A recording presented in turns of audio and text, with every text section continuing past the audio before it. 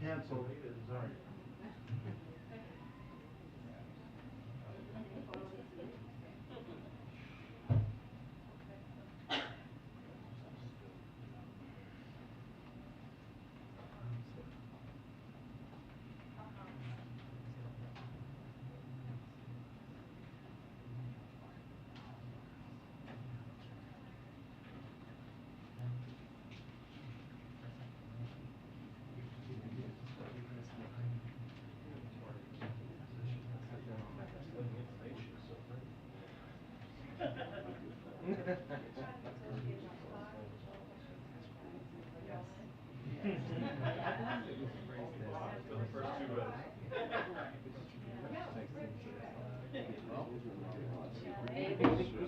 Aiming for 3:30.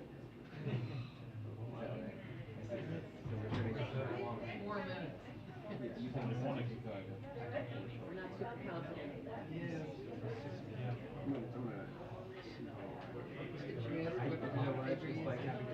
You gotta go with it.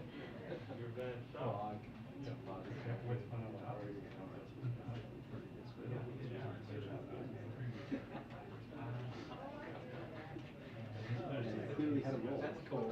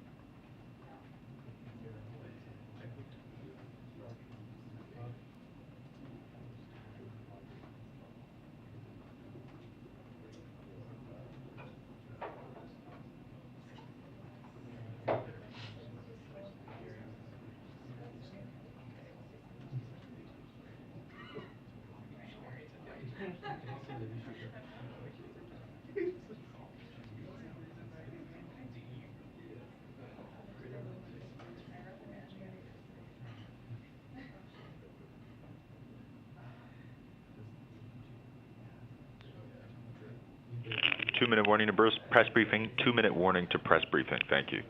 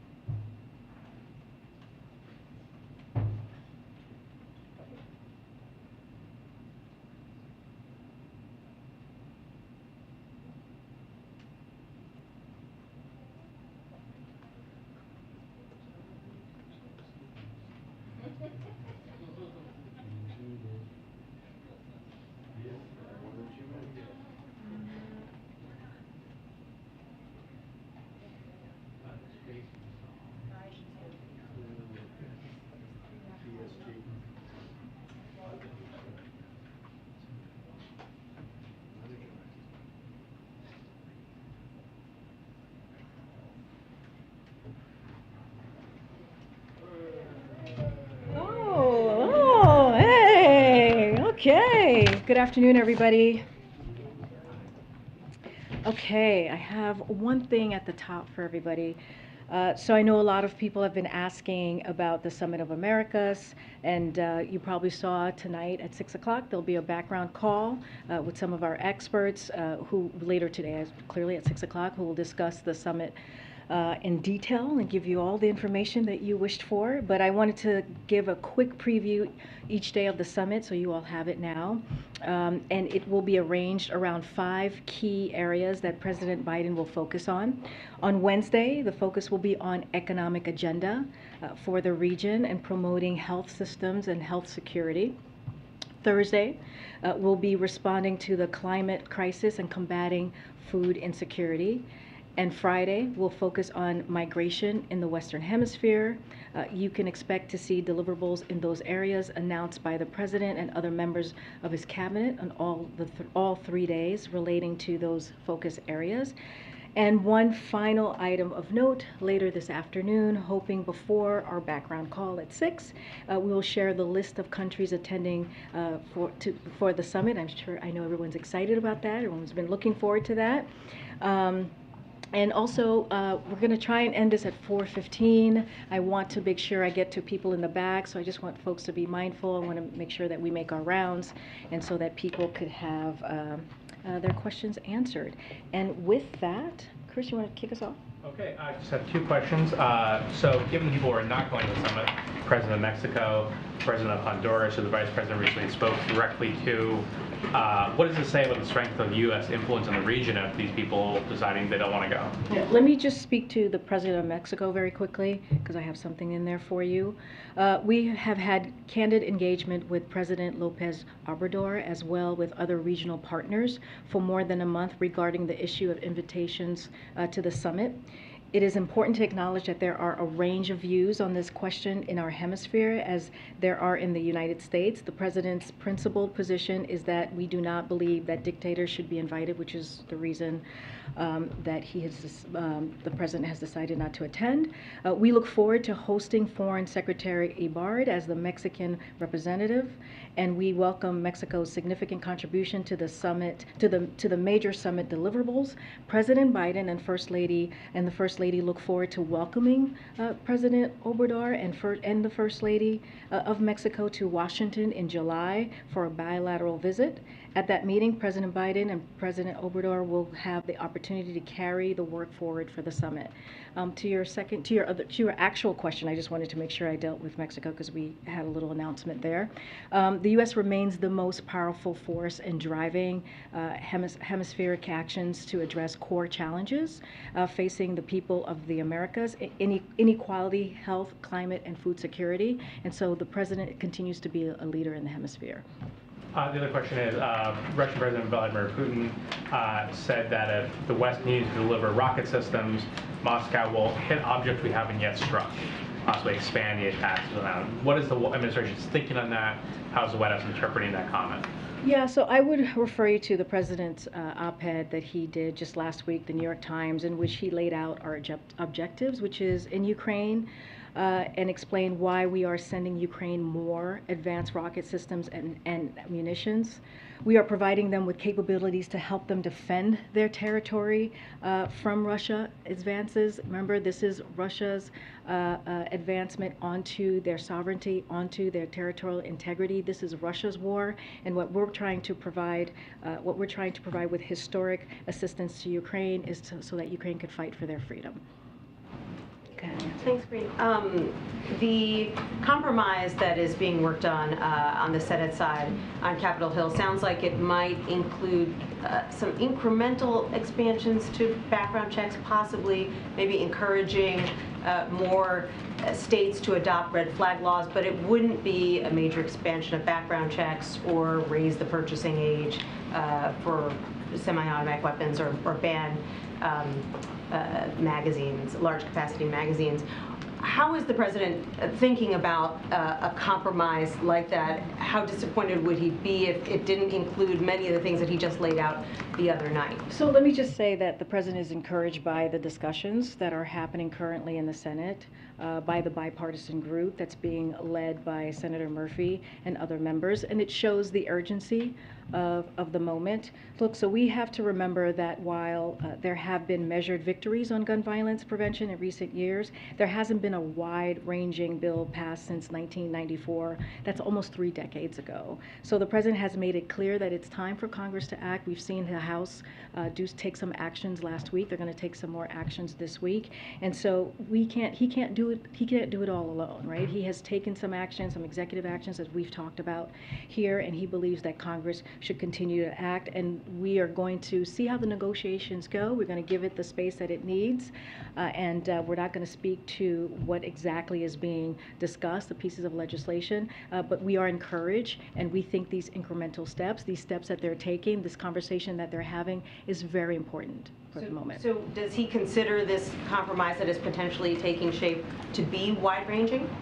Well, what he's calling for clearly, and we've heard him talk to this on Thursday when he talked about how it is enough, and how when he went to Texas, Uvalde, the parents that he met with for more than 3 hours asked him to do something, asked for Congress to do something. And this is what we're seeing now.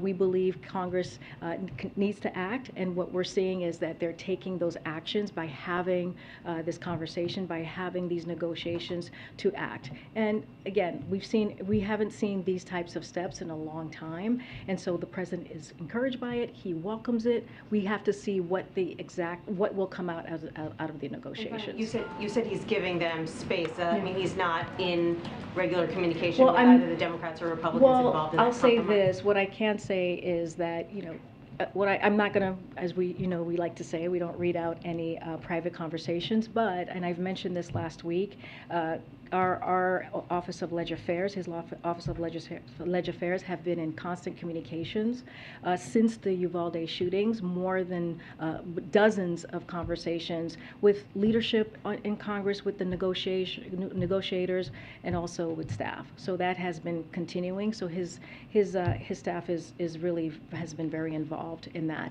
One more thing I do want to add. Senator Chris Murphy was on one of the networks here, and he said that he has been in constant communication with us every day during this time of negotiation, and he also said that he believes it's time for the Senate to make a move, and it's time for the Senate to take action. Okay, I'm gonna just go around. I'm gonna go back a little bit, but go ahead, Mary. Just following up on that, I think trying to get a sense of how the president defines success when it comes to this issue. I mean, you note those pleas to do something. Is doing something, even if it is far short of, obviously, sort of the sweeping legislation that the president's looking for, is that still a success in the president's mind? Well, I think the way that the president, and he has said this, right, which is, yes, he has laid down a sweeping list of actions. He did that very passionately and very effectively on Thursday.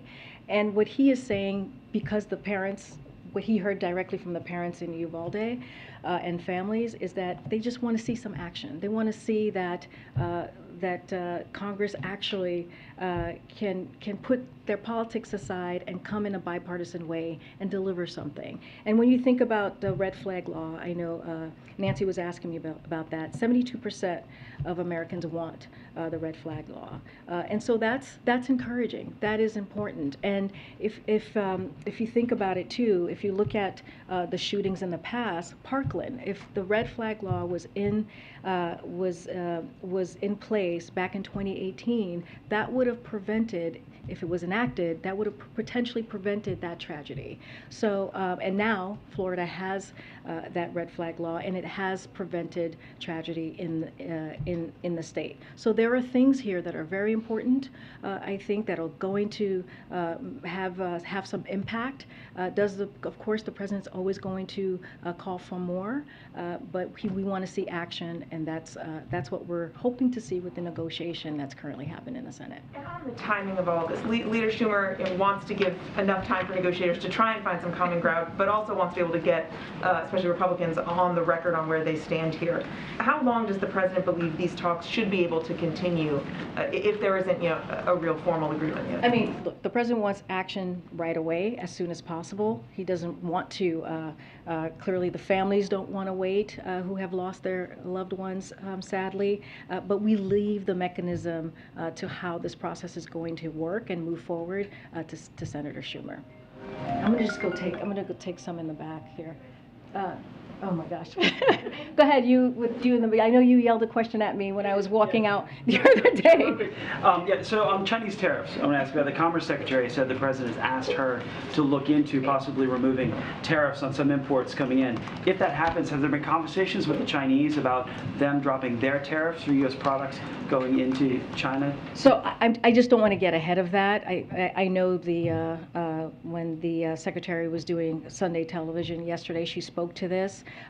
As she said, the president has asked her and others in the administration to look at this, to look at the Chinese tariffs. I do not want to get ahead of it. She even said the president's going to have to make a decision once it's presented to him. I just don't want to get ahead of any of that at this time. More on the Defense Production Act that was announced today, the president, taking a step back from that, what emergency is the president using to invoke the Defense Production Act? Because historically it's been in the 1950s for the Korean War, during COVID it was enacted.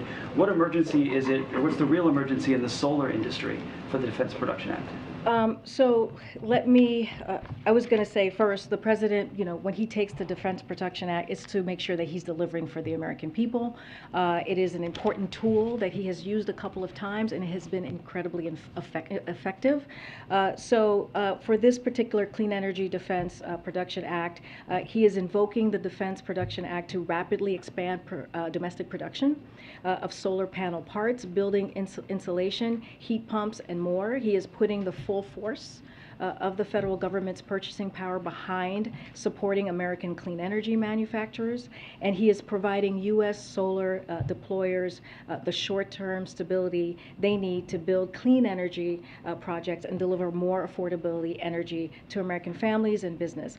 Altogether, these historic actions will cut costs for American families, strengthen our power grid, and tackle the climate crisis. And with a stronger clean energy arsenal, the United States can be an even stronger partner to our allies, especially in the face of Putin's war in Ukraine. What's the emergency in the solar industry?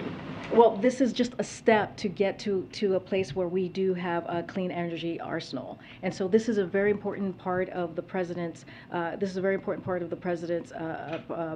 agenda in getting to that clean energy system that he's been talking about since he walked into the administration. So this is that, and this is a way that we felt that we can act to get moving in that way. I'll come back up front. Go ahead. On the Summit of the Americas, with the U.S. not inviting Cuba, Venezuela, and Nicaragua for principal reasons, as it's been described, about democracy, does the president feel in any way embarrassed that a neighbor like Mexico is not coming? Does it rise to that level of awkwardness?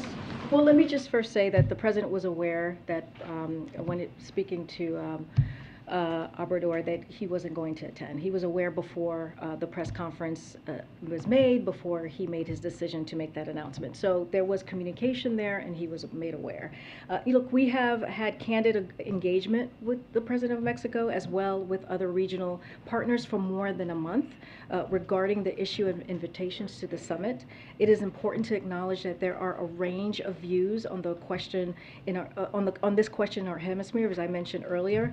The president's principal position is what we do not believe that dictators should be invited.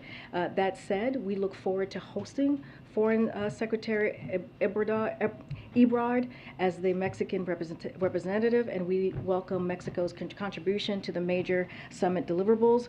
And so, I mean, at the end of the day, to your question, we just don't believe dictators should be invited, and so we don't regret that, and we will stand. The president will stand by his principle. Great. Okay. There was understandable skepticism, to some degree pessimism, about the ability to get something related to guns over the finish line in the immediate wake of Uvalde. Has that shifted at all inside the White House? Are you moving more towards optimism this could actually get done type of moment? I mean, the president is going to continue to use the bully pulpit to call on action. That's what we saw him do Thursday. And he has been doing that for this past year and a half. It is an issue that is a priority to him. This is why he has done the most executive actions than any president at this time. We are optimistic. We are encouraged, as I just mentioned, of what we're seeing on the Hill. The House has taken some action. They're going to continue to take some action. But as we know in the Senate, it takes 10 Republicans to get things done, to get something like this, as big as this, done. So again, we're encouraged.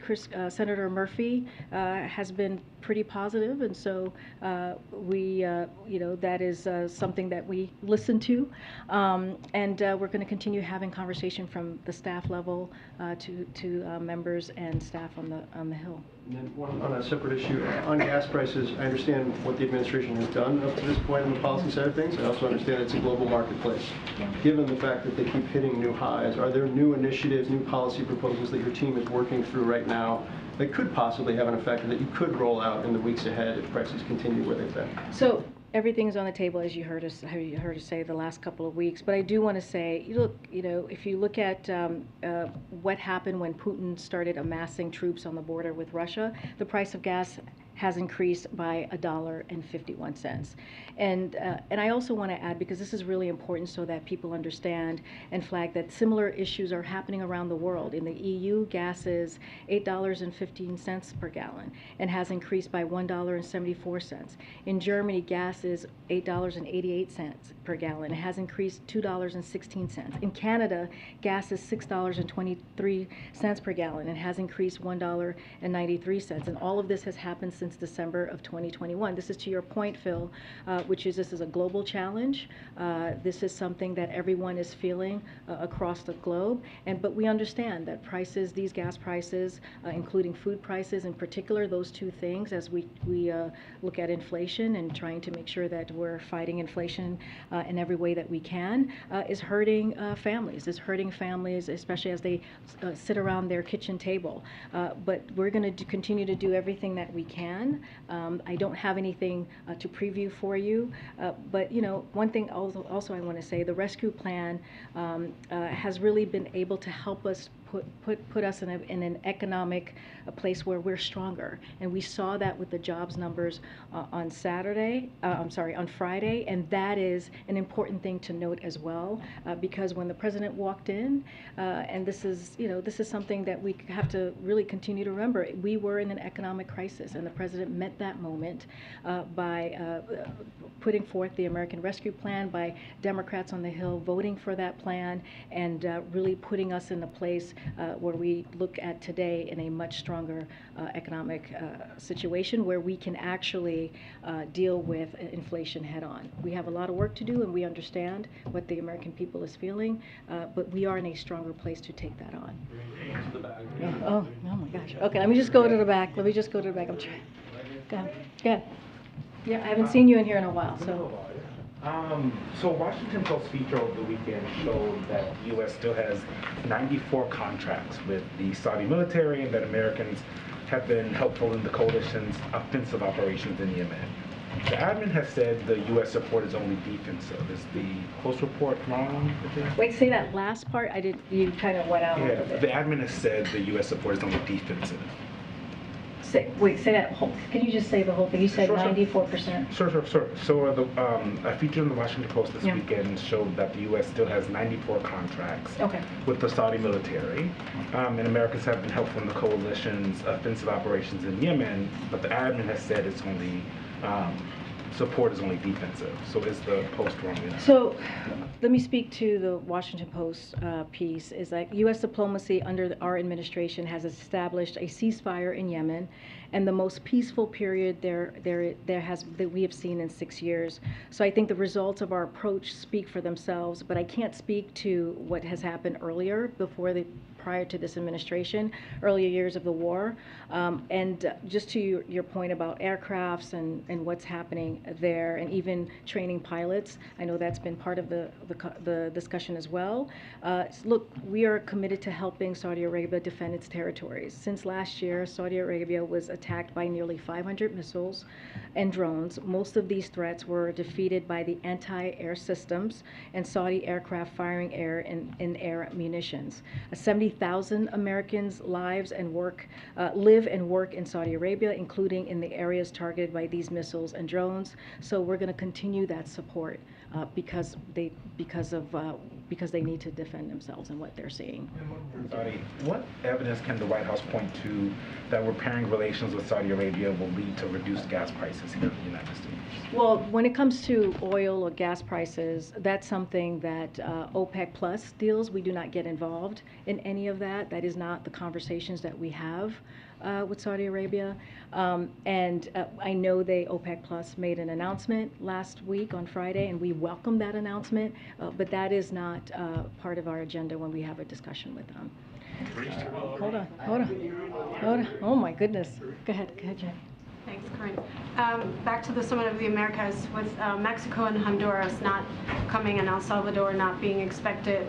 How do you have a high-level or effective immigration discussion with the region, with the presidents of Mexico and 2/3 of the Northern Triangle countries boycotting this event? I think we're able to still, have an array of conversations and really focus on our agenda. I do want to list out who is going to be attending. I know we're going to have a list fairly shortly, I hope. We're going to have 68 delegations, including organizations and observers are scheduled to attend. We have at least 23 heads of state, of government, I'm sorry, I should be careful here, heads of government who will be attending, and more than 10 U.S. cabinet members will attend, reflecting President Biden's whole of government approach.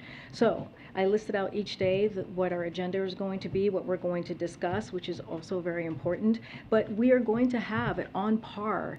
Our attendance is going to be on par of what we've seen in the past, and so that's important to know. Yes, we have these couple of countries who are not going to be attending, but we have to. The president has to stick by his principle. He believes that he needs to stick by his principles and not invite dictators. But we can still have a fulsome conversation. There is a full agenda where he's going to be very busy. I was looking at his calendar. He's going to be very busy those 3 days, and he's looking to having conversations with other heads of states who will be there. One more on the DPA action that you announced today. Invoking the DPA and imposing this 2-year freeze on any new tariffs is a pretty novel way of using these wartime powers to declare the lack of solar goods a national emergency. Should we expect similar actions from this administration when it comes to other clean energy imports or goods that we import that are facing tariffs or could be facing tariffs? Yeah, I don't have anything to preview, anything more coming forward, but I do want to talk about how this is going to work. So the first step is to invoke the Defense Production Act, which is what the president is doing today.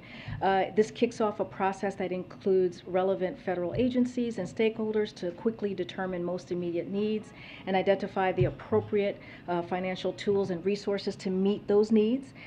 As that process unfolds, we will continue to work with Congress to advance these important priorities, which are necessary to position the United States to win the 21st century. So I just wanted to give, I know some folks had questions about how the DPA was going to act. Go ahead. I just want to get back to what you said a minute ago with Saudi Arabia. I mean, finding more oil and getting out to market is such a key part of the broader strategy with Russia right now. When OPEC Plus made that announcement, you put out a statement saying we recognize the role of Saudi Arabia in achieving this consensus. You're saying when the president, when senior administration officials are talking to people in Saudi Arabia, the question of oil production never comes up? I'm saying it's not the focus. It's not on the agenda, right? That's something for OPEC Plus to decide. Clearly, Saudi Arabia chairs that, and so we just want to be very clear on that. I was asked the same question last week, and I pretty much said the same thing. And so that's, I'm just going to leave it there. Okay, and then a quick question on the solar announcement today. I understand the policy reasons for the announcement, but given how many times the administration, the Commerce Department said, we want to be really careful to not get in the way of this investigation. I think the Secretary said my hands are tied when it comes to this. Can you just explain the administration thinking and how this 2-year pause and guarantee doesn't undermine an investigation into those tariffs? Yeah, so the president is invoking an authority under the Tariff Act. That authorizes him to suspend certain important duties to address an emergency. In this case, the emergency is a threat to the availability of sufficient electricity generation capacity to meet expected customer demand. So that's the emergency there. The president's action will help ensure that we have the solar capacity additions necessary to meet our electricity and generation needs. So the president is invoking Section 318A of the Tariff Act, and that's how we're moving forward. I'm going to move around. I'm going to move around.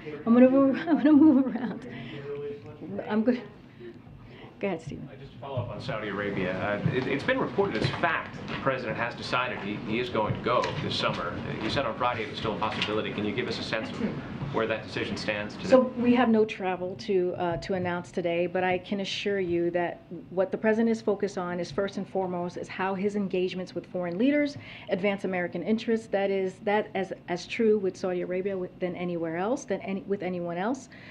Just as he has engaged recently with leaders of ASEAN and Asia, and this week he's going to do that at the Summit of Americas, the president will look for opportunities to engage with leaders from the Middle East region, and we just don't have anything to announce today. But I do want to be clear here. People have been asking if it was postponed.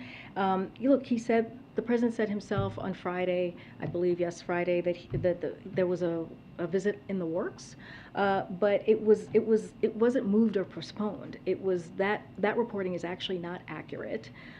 We were still having discussions. It was being considered, but it was never locked in. So I just want to be very clear on that. Congressman Schiff said on Face the Nation yesterday the president should not go to Saudi Arabia and that he would not shake the Crown Prince's hand. He said this is someone who butchered an American resident, cut him up into pieces, and in the most terrible and premeditated way. How does that weigh on the president's thinking about a possible trip? So, as you know, Congressman Adam Schiff is someone that we respect very much, that the president respects very much. As the president said on Friday, he believes it's his job to try to bring peace where he can. This trip to Israel and Saudi Arabia, when it comes, would be in the context of significant deliverables for the American people in the Middle East region.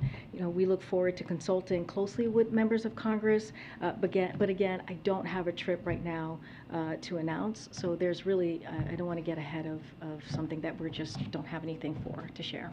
Okay. Go ahead. Back to guns and the Capitol, what's going on there. Senator Toomey said on Face the Nation this weekend that the president has actually not been helpful, that the speech was too left-leaning. And I know I've had sources, and including some Democrats, who also feel like this White House has not really helped talks, whether it be on this or Build Back Better. Can you respond to Senator Toomey's idea that the president has not been helpful? And also, what is the president doing to try and build this compromise, or is staying away from the Capitol what he's doing? You know, so we would respectfully disagree with Senator Toomey. We've been in close, regular contact. Dozens of conversations that our Office of Legislative Affairs has had with Senate negotiators, leaders of Congress, since sadly the shooting in Texas in Uvalde. So they've been in constant communication while this has been happening. And you know, we're calling for action that broadly shared by the vast majority of Americans. According to a CBS YouGov poll out this weekend, 81% of Americans want universal background checks. As I mentioned, 72% want a national red flag law, 62% want a nationwide ban on AR-15s, and importantly, 72% agree that mass shootings are something we can prevent. And the president agrees, and this is why he's calling for them to act. But the president has been involved in this since day one, since day one when he walked in and talked about comprehensive gun reform and what he was going to do. Again, the State of the Union, you've heard me talk about, say that he made sure that was a big part of his address to Congress and to the country. When we talk about the executive actions that he's taken, more than any president at this time of their administration, those are real steps that this president has taken. And not just as president, during his Senate years in 1994, the banning of assault weapons, that is something that he led on. And if we even look at what happened those first 10 years of that assault ban weapon was into law, it actually brought down mass shootings. And when it expired in 2004, 10 years later, we saw mass shootings triple. And so these are the things that the president continues to call for. But he's encouraged. He's encouraged by what he's seeing in Congress. Again, we've been in constant communications. Senator Murphy said this yesterday during one of his Sunday show interviews. And so, we're going to continue to do our part. The president's going to continue to use his bully pulpit to call for action, which he did on Thursday. Boris Johnson, please, Karine. Go ahead, on Boris Johnson. Thank you. It just came over the wire. Prime Minister Johnson has survived a no confidence vote among Tory MPs, 211 to 148. Was the president concerned that he might be removed, and does he have any plans to speak with him? And is the president concerned that perhaps his weakened standing 148 conservative MPs wanted to remove him might hurt the attempts to keep this coalition that the president has built with respect to Ukraine together if the possibility of a leadership change in the UK government remains? So I'm not going to comment, we are not going to comment on internal politics. I would refer you to the UK government. We just are not going to comment on that. Yeah. Oh my gosh, go ahead. Go ahead, I haven't seen you in here in a while. Yeah, yeah. Oh, yeah. Yes, Thanks. please, Thanks. go ahead. Back to the summit. You spoke about a month or so of engagements between U.S. and Mexico. I wonder if you can talk about the tone and timbre of those conversations, particularly if the president or the vice president talked to President López Obrador. And I have another question sort of on the summit. Yeah, look, I don't have any conversations to read out to you. We try to keep our, as we say over and over again, we try to keep our conversations private. I don't have any readout for you on the tone or tenor of a conversation, and I don't have I don't have any calls to read out that the president may have had with with the Mexican president in particular. Senator Menendez accused, López Obrador of siding with dictators and said that, his actions will, have a negative impact on U.S.-Mexico relations. Does the United States or the White House share, that assessment or have worries about that? Say that one more time. Yeah, Senator Menendez said that he accused López Obrador of siding with dictators and said it will have a negative impact on U.S.-Mexico relations. I wonder what the White House feels about that. Well, we see our relationship with Mexico, we see them as a close ally, as a partner. They're coming here in July with the president's coming with the First Lady. They're going to continue to talk about the opportunity to carry out the work of the summit forward, and so we see them as a friend and a close ally. In your description of the three countries that were not invited, you said the president has drawn a line at dictatorships, which is basically taking the moral position and putting that in a priority above, say, getting more oil from Venezuela and so forth. But when you got to Saudi Arabia, you said you were looking to work for the American people toward a better solution. Does this suggest that the president who called Saudi Arabia a pariah state does not believe it is a dictatorship, or believes that for whatever its governance shortcomings, obtaining the oil is more important? So, as you started off saying, the president is focused on getting things done for the American people. And if he determines that it's in the interest of the United States to engage with a foreign leader and that such an engagement can deliver results, then he'll do so. In the case of Saudi Arabia, to your question, which has been a strategic partner of the United States for nearly 80 years, there's no question that important interests are interwoven with Saudi Arabia, and the president views the Kingdom of Saudi Arabia as an important partner on a host of initiatives that we are working on, both in the region and around the world. And as I said on Friday, the extension of the Yemen truce, as we talked about, is a clear example of where our engagement with a foreign leader can deliver results. Ending the Yemeni war is a priority of the president's, and the King of Saudi Arabia and the Saudi Crown Prince played a critical role in securing an extension of the truce that has been in place since April. This truce brought about one of the most peaceful periods since this terrible war began 7 years ago and saved thousands of lives. The president has also repeatedly confirmed our commitment to supporting Saudi Arabia in the defense of its territory from Iran and other threats, as I just laid out a moment ago. There's also no question that as with many countries where we share interests, we have concerns about its human rights record. That is a very important thing to the president, and past conduct, much of which predated our administration.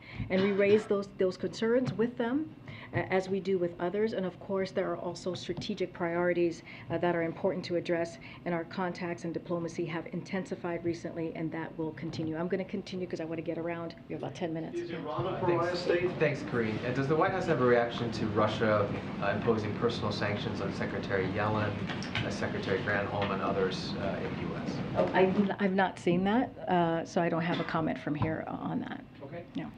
Does the war effort and the attack over the weekend by Russia in Kyiv give the White House pause about the status of the battle between those two countries, and influence additional U.S. support, perhaps, for Ukraine? So Russia continues to make incremental gains and limited progress in certain areas of Ukraine. That's why we are continuing to provide deliveries of weapons and equipment as quickly as possible. So that has not changed. We're going to continue to do that. And it's why Secretary Austin and Department of Defense have organized meetings with more than 40 countries to facilitate weapons transfers from our allies and partners to help Ukraine defend their democracy. We are committed to make sure that Ukraine is able to fight for their freedom. This is coming from the President's New York Times article last week. Again, this is Russia's aggression on Ukraine's sovereignty, on their territorial integrity. They are fighting for their democracy, and so we are going to do everything that we can to put them in a position of strength so that they can defend themselves, and if there is an opportunity for them to negotiate, they would be able to do that in a position of strength. Okay. Thank you, Karine. On the solar panels, how is this not a gift to Chinese solar manufacturers, many of whom operate with forced labor and are subsidized by the Chinese Communist Party? So, today's announcement is about one country and one country alone, and it's about the United States. It's about the reliability of our power grid. It's about reducing costs for American families, and it's about enabling domestic solar manufacturers to move forward with their projects. The actions that we are currently doing is being applauded by members of Congress, by labor, by climate groups, by U.S. CEOs, and domestic solar manufacturers as well. The actions do not apply to any materials imported from China. Import duties will remain in place on solar cells and panels from China or Taiwan. So it has nothing to do with either. It's about making sure that we're delivering for the American public. And then on the summit, Cuba, Nicaragua, Venezuela aren't getting invites because of their human rights records. I know you just got a question on this, but then how does it make sense to then have the president visiting with Mohammed bin Salman, who the CIA says ordered the killing of Jamal Khashoggi? How does it make sense to deny those countries and then have a visit with the Crown Prince? Well, first of all, there's no trip for me to announce. That's what I've said. The president even said that, let's not get ahead of ourselves here when he was asked specifically about meeting with MBS. He may not do it? I'm just saying that I just don't have anything. It's a hypothetical, and I just don't have anything to announce or to speak to about a meeting. You said he's going to be meeting with. I'm telling you, I don't have anything to announce. Are there some in the administration who say he shouldn't be meeting? Well, let me just, you asked me about Khashoggi. Let me just say this. When the president came into office, we were determined to make sure that our decades-long relationship with Saudi Arabia was serving our own interest and our values as we move forward, but also preserving it, because it has also helped us accomplish many important things, and that's largely what we've done. The murder of Jamal Khashoggi was something that we and so many others around the world took very, very seriously. One of the things that we did early on was to release our own report on this murder.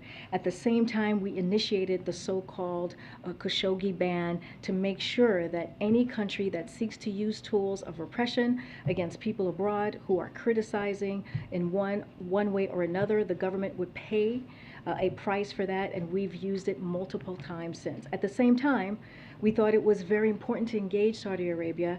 Yemen was one of the most important places that we wanted to do that, and we've seen, as a result of our work with Saudi Arabia, is a real progress in actually dealing with one of the worst conflicts in the world has seen over the last decade. I'm going to take one more question. Oh gosh, I'm trying to go to somebody I haven't called in on a long time. I haven't seen you in a while. So. Thanks. I want to go back to the solar energy announcement.